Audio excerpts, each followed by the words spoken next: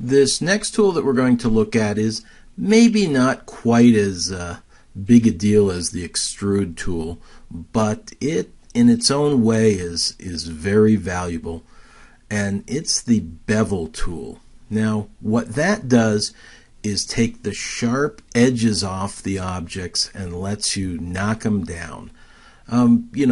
Hard objects, hard sharp corner objects in the real world really don't tend to have extremely sharp knife edge kind of corners, kind of edges.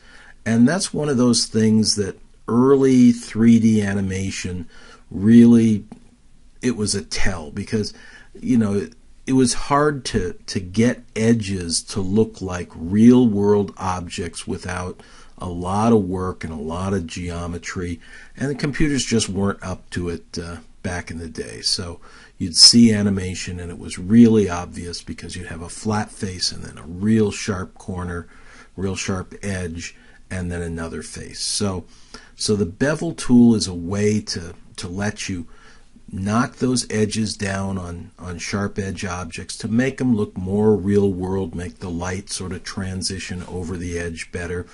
But you can also, as it turns out, use it for some modeling type things. So let's just go through a couple of those. So we'll start here, create a cube. So create polygon primitives, cube, drag out the base, drag out the height. We've got our smooth shade and wireframe on shaded's already selected. So we're going to set our width and height and depth here. I'm going to set it to 5 just to be ever so slightly different. And then our translate we'll set to 0 and 2.5, half of the 5, and 0. Okay, and now we don't need to make this a Rubik's Cube because we're just worried about the edges, and we're going to select them. So right click and select edge. Now edge is kind of a less often selected thing than face or vertex, but we can, and it works pretty much the same way, and you can actually do all those same things, but it's not as often done. So let's just click this one edge and then come up here to the Edit Mesh menu. And if we look way down here, we see a choice called Bevel. Let's click the rectangle. And we've got a few options here, and we'll look at a couple of them. To begin with, I think we'll just set the leave the width is 0.5. That means basically half the face, the adjoining faces to the edge. Let's set the segment numbers up. Let's automatically fit. That's fine. And this is just kind of a basic bevel.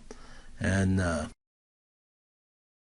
there we've got our 5 subdivisions. That's kind of a lot. Really, you don't necessarily need that much, especially if you're just knocking the hard edge off of something to make the light look a little better, and not really going to see up close on the object. But that's how it works, and we'll just hit the Z key to undo this.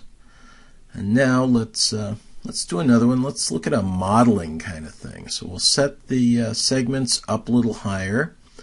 We'll uncheck this automatically fit bevel, and we'll raise the roundness number here just to see what that does.